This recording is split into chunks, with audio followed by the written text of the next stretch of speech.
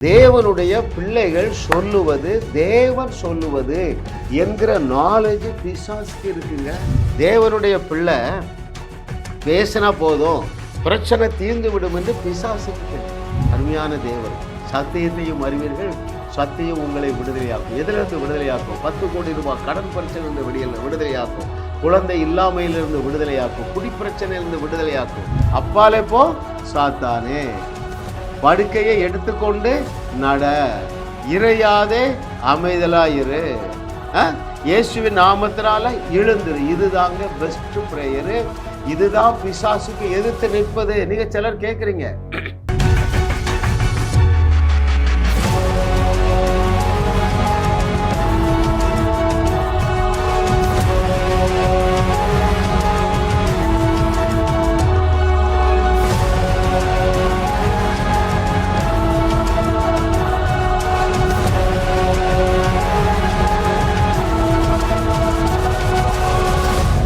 தேவனுடைய பிள்ளைகளாகிய நீங்கள் தேவர்களாக இருக்கிறதுனாலே இயேசு கிறிஸ்து செய்தவைகளையும் செய்ய முடியும், அதைவிட பெரிய அற்புதங்களையும் செய்ய முடியும், செய்ய வேண்டும்.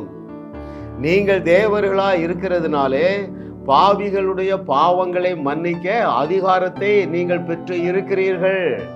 நீங்கள் தேவர்களாக இருக்கிறதுனாலே ஒரு குறைவோடு வாழ வேண்டிய அவசியம் இல்லை. நீங்கள் தேவர்களாக இருக்கிறதுனாலே உங்களுடைய உள்ளத்திலிருந்து from your belly 24/7 ஜீவ தண்ணீர் பாய்ந்து கொண்டே இருக்கிறது. இதை அறிந்து கொண்ட நாள் முதல் கிருபை கிருபை கிருபை, என்னுடைய வாழ்க்கையில ஒரு நன்மையும் குறைவுபடவில்லை.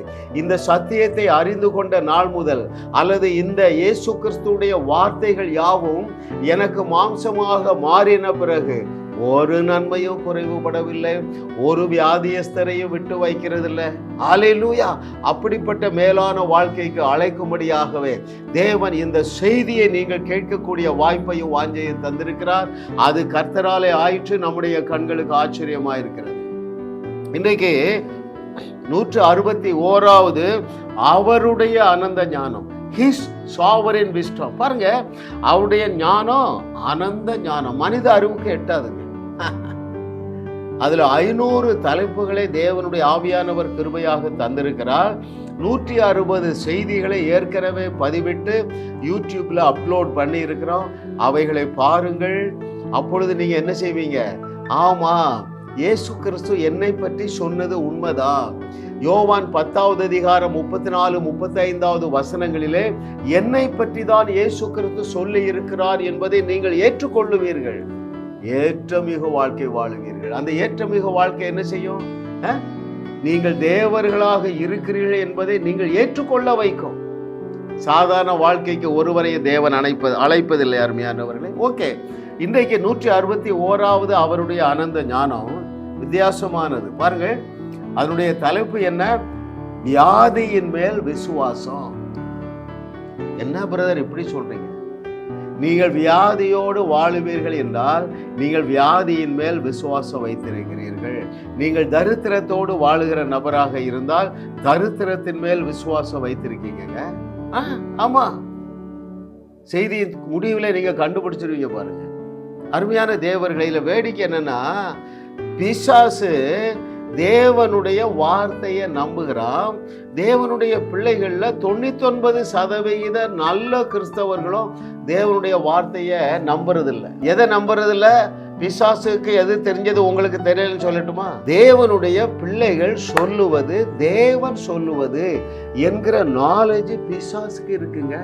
ஆனா தேவனுடைய பிள்ளைகளுக்கு தெரியாது. தேவனுடைய பிள்ளை பேசினா போதும் பிரச்சனை தீர்ந்து விடும் என்று பிசாசுக்கு தெரியும். தேவனுடைய பிள்ளை எனக்கு வியாதி இருக்குது சொன்னா அது அப்படியே நடந்து விடும் என்று பிசாசுக்கு தெரியுதுங்க.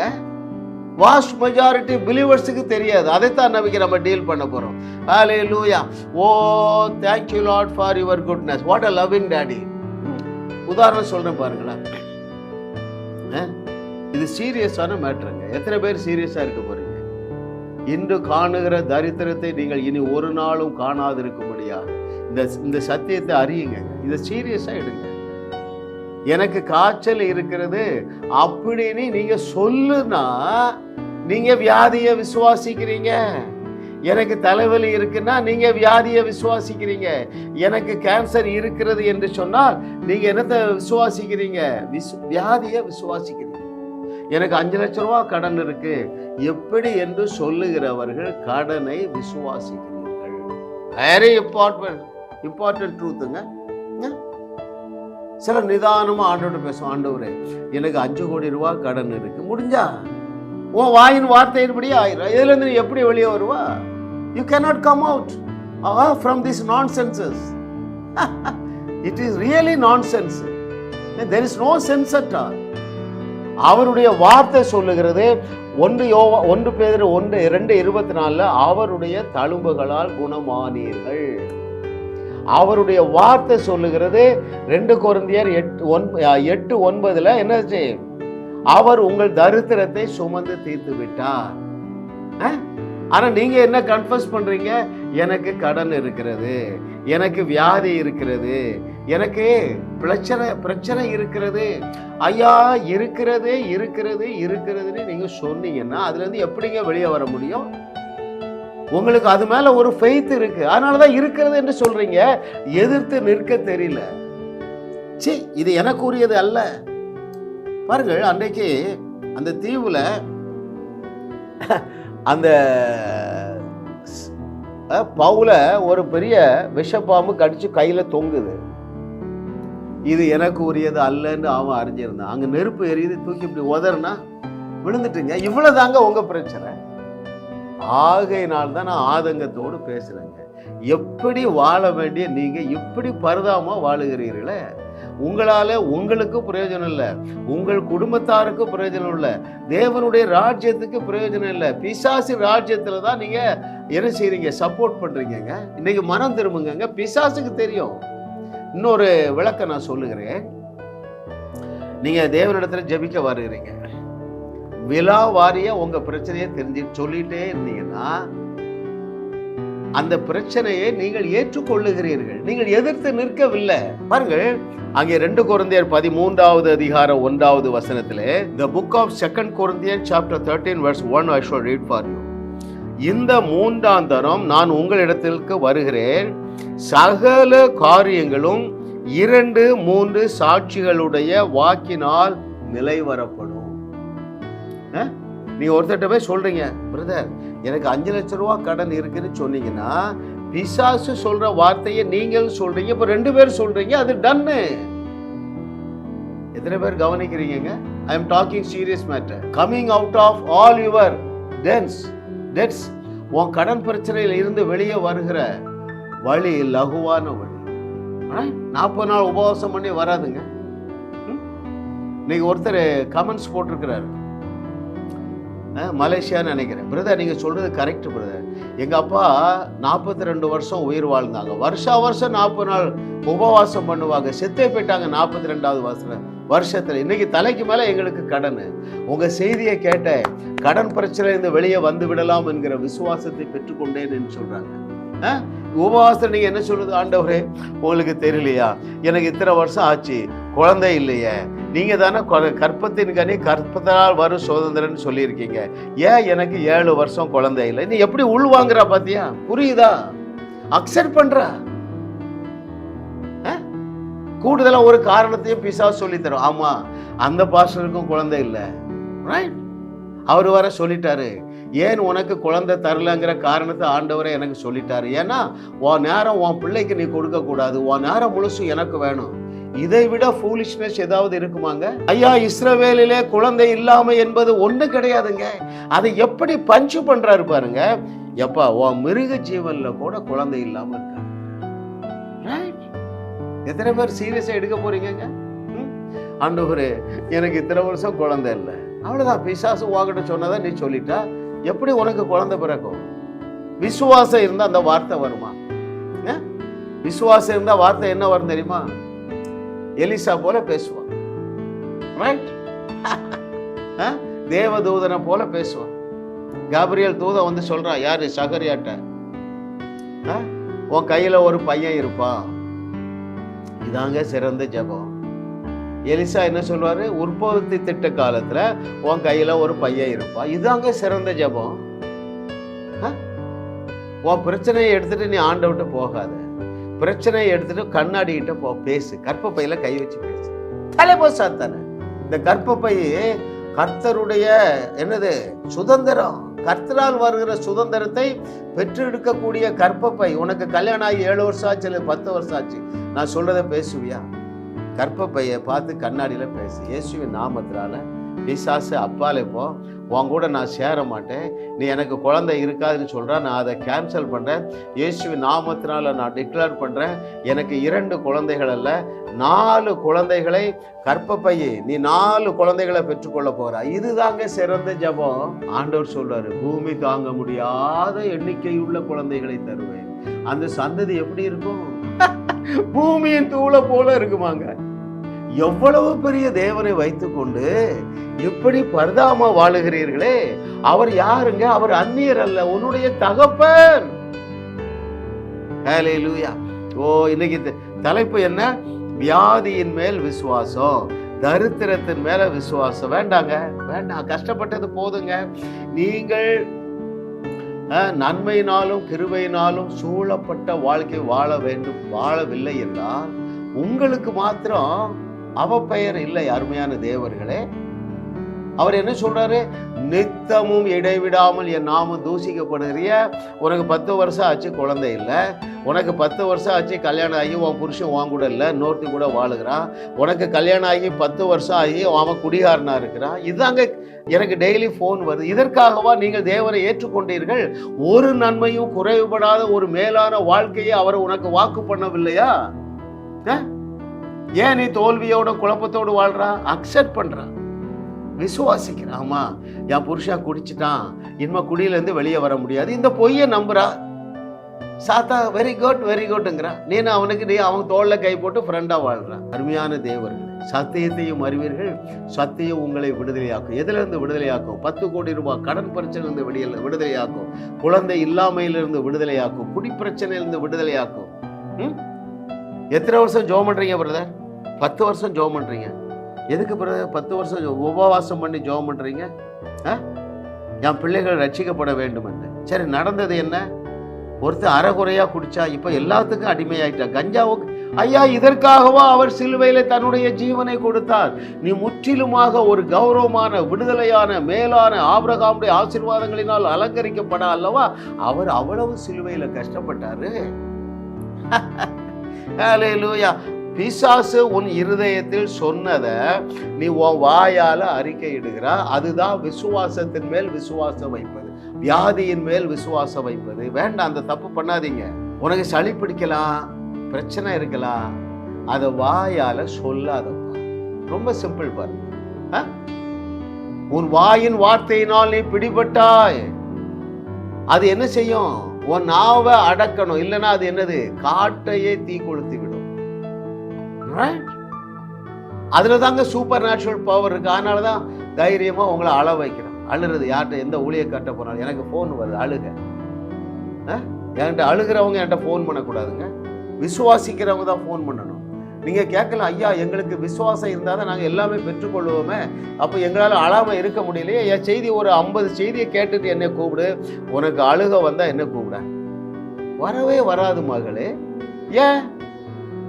உனக்கு உள்ள இருக்கிற சக்தியை குறித்த நாலேஜ் வந்துடும். எழுதப்பட்டுள்ள வார்த்தையெல்லாம் உனக்கு மாம்சமாகிவிடும். நீ 50 செய்தி கேட்ட பிறகு என்னை தேடவே மாட்டேன். ஏன்? எல்லாமே செட்ரேட் ஆயிடும். am I right or not? ஏன்? வார்த்தையில தாங்க எல்லாம் இருக்கு. எல்லா தீர்வும், எல்லா ஆசீர்வாதங்களும், எல்லா ப்ரொமோஷனும், எல்லா விடுதலையையும் அருளக்கூடிய அதிசயமான ஆற்றல் தேவனுடைய வார்த்தையில இருக்குது. அதனாலதான் நான் வார்த்தையை பிடிச்சுக்கிட்டேங்க. அவர் தம்முடைய சகல பிரஸ்தாபத்தை காட்டிலும் தன்னுடைய வார்த்தையை மகிமைப்படுத்தி இருக்கிறார். இந்த வார்த்தைக்கு முன்பதாக தீர்க்க தரிசனம் என்பது பதர். இந்த வார்த்தைக்கு முன்பதாக அற்புதங்கள் பதர். அதெல்லாம் பை ப்ராடக்ட். முக்கியம்தான். இவைகளுக்கு பேஸ் என்னதுங்க? தேவனுடைய வார்த்தை. இந்த வார்த்தையை உறுதி செய்ய அற்புதத்தை கண்டிப்பா செய்யணும். ஆனா ஆணி வேறு எது? இந்த வார்த்தை தான். ஹல்லேலூயா. ஓ தேங்க்யூ. நீங்கள் எனக்கு சளி பிடிச்சிருக்கு, எனக்கு கடன் இருக்கிறது என்று சொல்லும் பொழுது வியாதியின் மேல் உள்ள விசுவாசத்தை நீங்கள் சொல்லுகிறீர்கள். நீங்க சொன்னது நிலையாயிடுகிறது.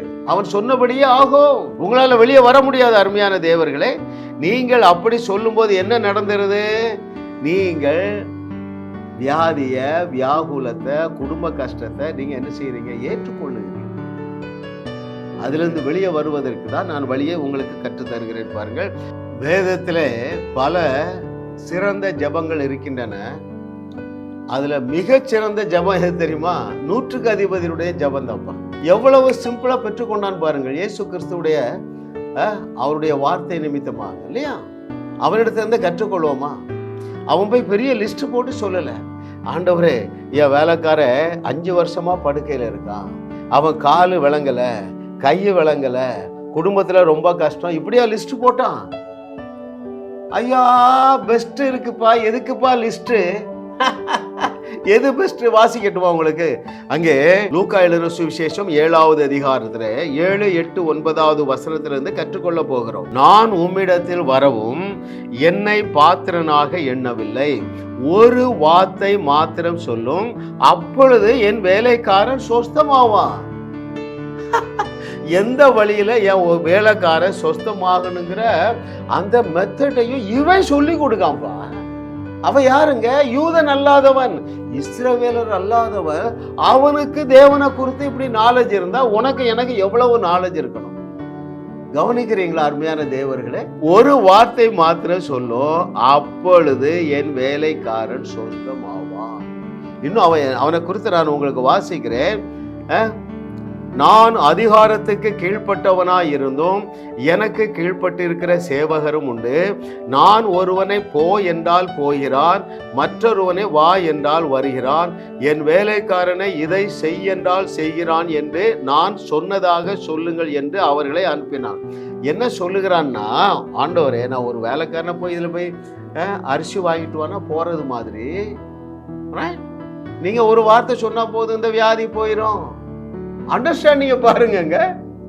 அடுத்த வசனம் பாருங்களேன். இயேசு கிறிஸ்து எப்படி ரெஸ்பாண்ட் பண்ணுகிறார் பாருங்கள்.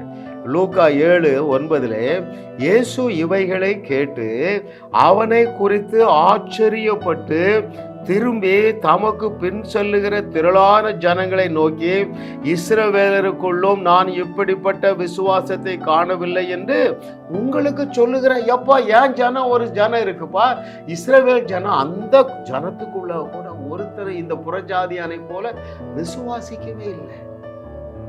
எப்பொழுது எனக்கு ஒரு ஆவியானவர் ஒரு காரியத்தை ஞாபகப்படுத்துறாரு, சொல்லட்டுமா? அது உங்களுக்கு அது கொஞ்சம் டூ மச் தான். ஏன்னா ஆண்டவரே டூ மச் தானே. நான் உங்களை அடிக்கடி அழைக்கிறேன் பாருங்க, தேவர்களே, அருமையான தேவர்கள் என்று. ஏசப்பா நினைப்பார், குட்டா, வெரி குட். ஏன் எப்பா, இஸ்ரவேலர்களுக்குள்ள இப்படி இருந்தா என் வார்த்தையை விசுவாசிக்க ஆள் இல்ல. ஜான் ஏஎஸ்சி, நீ தூள் கலப்புறாய், கூப்பிடுப்பா, தேவர்களே என்று கூப்பிடு, மண்டையில கொட்டி சொல்லி கொடு. எதை? நான் சொன்ன வார்த்தைய. அருமையான தேவனுடைய பிள்ளைகளே, சாதாரண வாழ்க்கை வாழக்கூடாதுங்க. வியாதியின் மேல விசுவாசம் வைக்க கூடாதுங்க. பிரச்சனை மேல விசுவாசம் வைக்க கூடாதுங்க. எனக்கு மட்டும் ஏங்க இவ்வளவு கஷ்டம்? அவ்வளவுதான். எதை நீ விசுவாசிக்கிற? உன் தோல்வியை விசுவாசிக்கிற. எப்பொழுது அவைகள் உங்களை விட்டு ஓடி போகும்? எதிர்த்து நின்ற. பேசுனா போதுமே, பேசுனா போதுமே. அப்பாலே போ சாத்தானே, படுக்கையை எடுத்துக்கொண்டு நட, இறையாதே அமைதலாயிரு, இயேசுவின் நாமத்தினால எழுந்துரு. இதுதாங்க பெஸ்ட் பிரேயரு. இதுதான் பிசாசுக்கு எதிர்த்து நிற்பது. நீங்க சிலர் கேக்குறீங்க, அங்கள் நான் சொல்லி பார்த்துட்டாங்க, இந்த தரித்திரம் போகல. இப்படி சொன்னாலே நீ தரித்திரத்தை விசுவாசிக்கிறா. எத்தனை பேர் புரியுதுங்க? I'm talking serious matter. நீ ஏற்றுக்கொள்ளுகிறா இல்லையா? சில யார்ட்ட பேசுவாங்க, பிரதர் நீங்க சொல்ற மாதிரி சொல்லி பார்த்த பிரதர், ஏன் முட்டுவலி போகல பிரதர்? முடிஞ்சா நீங்கள் ஜெபத்துல எவைகளை கேட்டீர்களோ அவைகளை பெற்றுக்கொண்டோம் என்று விசுவாசிக்கிறவர்கள் இப்படி பேச மாட்டாங்க. நீ என்ன கூப்பிடுறீங்க, எங்க முட்டு வலி 30 வருஷம், என்ன சொல்லலாம்? பிரதர் ஒரு வார்த்தை சொல்லுங்க பிரதர், இந்த முட்டு வலி ஓடிரும், அப்படி சொல்லுவதுதான் சரியான ஜெபமே தவிர, ஆண்டவரே எனக்கு முட்டு வலி 30 வருஷமா இருக்கு ஆண்டவரேன்னு சொன்னா பிசாசு சொன்னதை நீ போய் சொல்லி ஏற்றுக்கொள்ளுங்க. பிரச்சனையிலிருந்து வெளியே வர முடியாதுங்க. முட்டு வலியை விசுவாசிக்காதீங்க, முற்றிலும் சுகத்தை விசுவாசியுங்கள், அது சாத்தியம். எங்களுடைய செய்திகளை தொடர்ந்து கேளுங்கள் அருமையான தேவர்களே. சாதாரண வாழ்க்கையை வாழ மாட்டீர்கள். இயேசு கிறிஸ்து சொன்ன வார்த்தையை நீங்க விசுவாசிக்க ஆரம்பிச்சிருவீங்க. நீங்க வியாதியை விசுவாசிக்க மாட்டீங்க. பேதுரு சொன்னாலவா அவருடைய தழும்புகளால் குணமானீர்கள், இந்த வார்த்தையை நீங்க விசுவாசிக்க ஆரம்பிச்சிருவீங்க. எங்களுடைய செய்திகளை கேளுங்கள். இயேசு கிறிஸ்து சொன்னார் அல்லவா, நீங்கள் நான் செய்ததை செய்வீர்கள், இதைவிட பெரிய கிரியைகளை செய்வீர்கள் என்று சொன்னார, அதை நீங்கள் நம்ப ஆரம்பித்து விடுவீர்கள். எங்கள் செய்தியை 100 செய்தியை கேளுங்க, நீங்கள் மரித்தோரை எழுப்ப தைரியம் கொள்ளுவீர்கள். எதனால அப்படின்னா மேட்டர் என்னன்னா மேஜிக்கெல்லாம் இல்லைங்க. யார் செய்தி ஒரு 100 செய்தி கேட்ட உடனே ஏதோ ஒன்று புதுசா உங்களுக்குள்ள வந்துட போறதில்ல. உங்களுக்குள்ள தேவன் வைத்திருக்கிற அந்த சூப்பர் நேச்சுரல் பவரை இந்த மண்டை ஏற்றுக்கொள்ளும். இப்ப ஏற்றுக்கொள்ள மாட்டேங்க. என் ஜெபம் போதாது, பக்தி போதாது, பரிசுத்தம் போதாது, உருப்படவே மாட்டீங்க. இந்த வெளிச்சத்துக்குள்ள வாங்க, நல்லா ஜெபம் பண்ணுவீங்க. என்னன்னா ஜெபம் என்னால் என்னவென்று தெரிந்து செய்வீர்கள். ஜெபம் செய்ய சிறந்த வழி அடிக்க வச்சிருக்க ஒரு 15 புக்குங்க, 15 கோடி ரூபா கொடுக்கலாம். உங்களால் வாசிக்க முடியும் என்றால் 15 புக்கையை வாசிங்க. 4000 ரூபா 4500 ரூபா தான் வருங்க. ரூம் போட்டு வாசிங்க. ரைட்? ஆமாம். ஏலகிரி மலைக்கு போங்க, கொடைக்கானலுக்கு போங்க, சுவிட்சர்லாண்டில் போங்க, பண வசதி இருந்தால் 1 மாதம் ரூம் போடுங்க. என் செய்தியை டெய்லி ஒரு 5 செய்தி கேளுங்க. ஒரு புக்கில் ஒரு 10 பக்கம் வாசிங்க. நீங்கள் 1 மாதத்தில் வேற லெவலில் இருப்பீங்க. உலக பார்வையே மாறிவிடும், பெர்ஸ்பெக்டிவே மாறிடும். ஐயோ உண்மைதான், இதுல எழுதியிருக்கிறதெல்லாம் உண்மைதான் என்கிற விசுவாசம் வந்துடும். உங்கள் விசுவாசத்தை வியாதி மேல வைக்க மாட்டீங்க. உங்க விசுவாசத்தை எங்க வைப்பீங்க தெரியுமா? கல்லறை தோட்டத்தை காலி செய்கிறதுல வைப்பீங்க. ஹல்லேலூயா. எல்லாவற்றுக்கும் தேவை என்னதுங்க? விசுவாசம். அந்த விசுவாசம் எப்போ வரும்? சத்தியத்தை சரியா அறிஞ்சா வரும். அந்த பாடத்தை நான் அந்த 3 படிகளை உங்களுக்கு சொல்லித்தர்றேன், மனசுல வைங்க. சத்தியத்தை சரியாக அறிந்தால் போதும், விசுவாசம் தானாகவே வந்துடும். 2வது ஸ்டெப்புக்கு நீங்க தானாகவே போயிடுவீங்க. 3வது ஸ்டெப்பு ஒன்று இருக்கு. ரைட்? அது என்ன ஸ்டெப்பு? விசுவாசத்துல என்ன செய்யணும்? கூழாங்கல்ல தூக்கி போடணும். விசுவாசத்துல கொம்பை வெட்டி போடணும். விசுவாசத்துல மலையை பார்த்து பேசணும். பேசினா தன்னிடத்துல உள்ள தண்ணியை கொடுக்கும். எத்தனை பேர் புரியுதுங்க? கிறிஸ்டியன் லைஃப் மாதிரி ஜாய்ஃபுல் அண்ட் பீஸ்ஃபுல் அண்ட் என்னது வேற சக்சஸ்ஃபுல் அண்ட் ஆனரபிள் லைஃப் ஒண்ணுமே கிடையாதுங்க. ஹல்லேலூயா. கர்த்தரை தெய்வமாக கொண்ட நாம் பாக்கியவான்கள். ஏனென்றால் உலகத்தில் உள்ள அத்தனை பிரச்சனைகளையும் தீர்த்து வைக்கக்கூடிய தேவர்களாக 21வது நூற்றாண்டில் நீங்கள் வலம் வந்து கொண்டு இருக்கிறீர்கள். அந்த ஆயுதத்தை கையில் எடுங்க. எந்த ஆயுதத்தை? இயேசு கிறிஸ்து லூக்கா 19:10 சொன்னார, உங்களுக்கு அதிகாரத்தையும் வல்லமையையும் கொடுத்து விட்டேன் என்கிறார். அதிகாரமும் வல்லமையும் நிரப்பப்பட்ட நீங்கள் நடுத்தருவில் நிற்கலாமா? அந்த கேள்விக்கு பதில கண்டுபிடிங்க. சாதாரண வாழ்க்கை வாழுவீர்களா? மரித்தோரை உயிரோடு எழுப்பாமல் வாழ முடியுமா? ரைட்? கடன்கார பிரச்சனையிலிருந்து ஜனங்களை விடுவிக்காமல் உங்களால வாழ முடியுமா? ஏன் நீங்க பரிதாபமா வாழ்றீங்க? இயேசு கிறிஸ்து சொன்ன உன்னை பற்றி சொன்ன அத்தனையையும் தூக்கி குப்பை தொட்டில போட்டுச்சு. உன் பிள்ளை ஏன் கஷ்டப்படு சொல்லட்டுமா? நீ என் வார்த்தையை மறந்தாய், நான் உன் பிள்ளைய மறந்துட்டேங்கிறாரு. நீ சீரியஸா இருந்தா போதும். இதை கேட்டுக்கொண்டிருக்கிற மகனே மகளே, நீ சீரியஸா இருந்தா போதும். எதை குறித்து சீரியஸா இருக்கணும்? 2 காரியத்தை சொல்லி முடிக்கிறேன். 1, என்னுடைய செய்திகளை கேட்க நீங்க சீரியஸா இருங்க. நம்பர் 2, இயேசு கிறிஸ்து உன்னை பற்றி என்ன சொன்னாரோ அந்த 10 வார்த்தைகளை மாத்திரம் தியானிங்க. அவர் உங்களை பார்த்து என்ன சொன்னாரு? பாவங்களை மன்னிக்க உங்களுக்கு அதிகாரம் இருக்கு. யாராவது சீரியஸா எடுக்கிறீங்களா? எந்த ஒரு ஊழியக்காரனாவது மேடையில இதை பற்றி பேசுறானா? நீங்கள் தேவர்களா இருக்கிறீர்கள், எந்த ஊழியக்காரராவது இதை பற்றி டிஸ்கஸ் பண்றாங்களாங்க? நீங்கள் நான் செய்ததை விட பெரிய அற்புதங்களை செய்வீர்கள், எந்த ஊழியக்காரர்களாக இதை டிஸ்கஸ் பண்றாங்களா? நீங்கள் உலகத்திற்கு உப்பாக இருங்கள் என்று சொல்லலப்பா. எப்பா நீங்க ரட்சிக்கப்பட்டுட்டீங்க, இனிமே உலகத்துக்கு உப்பாக மாறும் வரைக்கும் கடந்து ஜெபம் பண்ணுங்க, கடந்து பைபிள் படிங்க, அப்படி சொல்லல. நீங்கள் என்னைக்கு மறுபடியும் பிறந்தீர்களோ அன்றைக்கே உலகத்திற்கு உப்பாக மாற்றி பட்டு இருக்கிறீர்கள். உலகத்திற்கு ஒளியாக உயர்த்தப்பட்டு இருக்கிறீர்கள். திட்டம் போட்டு சபை வேலை செய்யுதுங்க, மதம் வேலை செய்யறது. எதையெல்லாம் இயேசு கிறிஸ்து இருக்கிறது என்று சொன்னாரோ இல்லைன்னு சொல்றதுக்கு தலப்பா கட்டிட்டு நிக்கிறீங்கல்ல. நீங்கள் தேவர்களாக இருக்கிறீர்கள் என்று சொன்னால் தேவனுடைய பிள்ளைகள் அத்தனை பேரும் அப்பழுக்கற்றவர்கள். Am I right or not? எப்போ அவர் போற போக்குல எல்லாம் சும்மா சொல்லலப்பா, சீரியஸா தான் சொன்னாரு. யோவான் 10வது அதிகாரம் 34 மற்றும் 35வது அதிக வசனங்களை அவர் சீரியஸா தான் சொன்னாருப்பா. ஆவியானவர் என்னை அப்படித்தான் உந்துகிறார். எப்பா இதை பேசுறதுக்கு ஒருத்தன் இல்லை, இதை அடிக்கடி பேசுங்கிறாரு. நீங்கள் தேவர்களாக இருக்கிறதுனால பாவங்களை மன்னிக்க உங்களுக்கு அதிகாரம் இருக்குது. உங்களுக்கு இந்த ஜீவ தண்ணீர் உள்ள நதிகள் 24/7 ஊறி போய்கிட்டே இருக்குது. நீ போகிற இடத்துல எல்லாம் ஜனங்களை வாழ வைப்பாய். இருக்கிறாய் சரிசாமின்னு சொன்ன பாருங்க.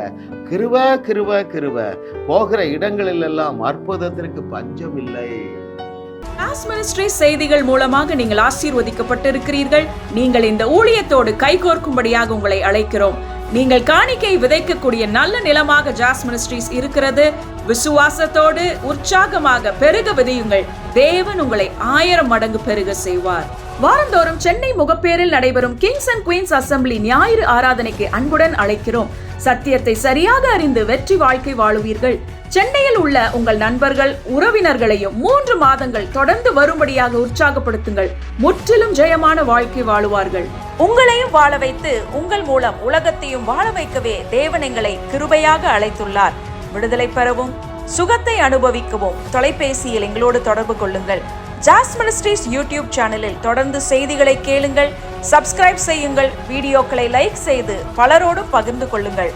அவர்களும் ஆசீர்வதிக்கப்படட்டும்.